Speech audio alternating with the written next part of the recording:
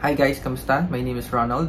Meron lang tayong updates and good news about Digital National ID. Nagkaroon ng press release ang PSA, Philippine Identification System. Officially, tinatanggap na ang Digital National ID para mag-open ng bank account, mag-loan, at gumamit ng e-wallet services. Please stay tuned para malaman nyo kung anong mga bangko yon. Hi guys, welcome back. Kaka-release nga lang ng updates na to December 18, 2024 sa Facebook ng PSA. Ang Asia United Bank or AUB ang unang bangko na nag-integrate for using Digital National ID nga for opening a bank account, mag-loan, at gamitin for their e-wallet. Ito yung parang PayMaya or GCash. Kung hindi kayo familiar, yung e-wallet ng AUB is called Hello Money. So, meron yan sa iOS or Android. Sa mga gustong mag-open ng account, pwede nyo gamitin yung Digital National ID nyo. Next naman is pinakamaraming bank branch sa Pilipinas, BPI or Bank of the Philippine Islands. So, if you are a student or wala kang ibang ID, pwede ka nang mag-open ng bank account sa BPI gamit ang Digital National ID mo. Pwede mo rin i-take advantage yung e-wallet nila, which is Vibe under ng BPI. For those who are using it or balak mag-open ng account, pwede mo kang gamitin ang national ID mo.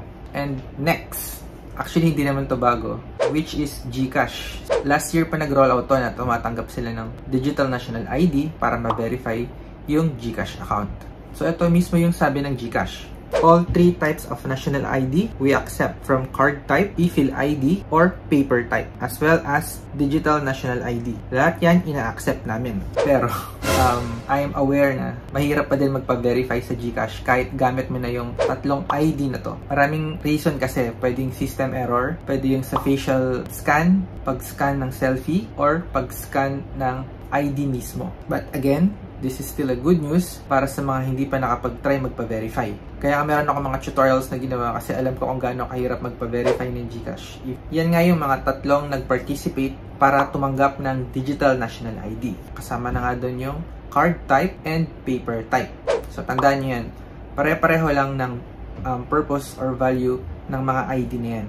So, kung gagamitin nyo nga yung national ID nyo or digital national ID, i-verify nila yung gamit nyo e-verify websites. So, i-scan nila yung QR code at makapag-register ka na ng account or makapag-open ng bank account. Kung hanggang ngayon hinihintay mo pa rin yung national ID card mo, unfortunately, baka hindi na siya makarating kasi nga nag-roll out na nga yung digital national ID as a replacement for these cards. Also, kung wala ka pa rin national ID, dumaan ka lang din sa barangay or munisipyo ng lugar nyo or sa mga malls, SM, Robinsons, anywhere, i-check mo na lang kung merong national ID para makapag-register ka at mabigyan ka ng e-fill ID or transaction slip. Kagaya nga ng ginawa ng GCash. If you haven't heard of this, it's called GCash KYC on the go. Nangyari ito sa Bulacan, isang university. So, nagkaroon ng national ID registration, nabigyan ng mga e-fill ID at national ID record yung mga estudyante. Ganyan din yung nangyayari sa mga ibang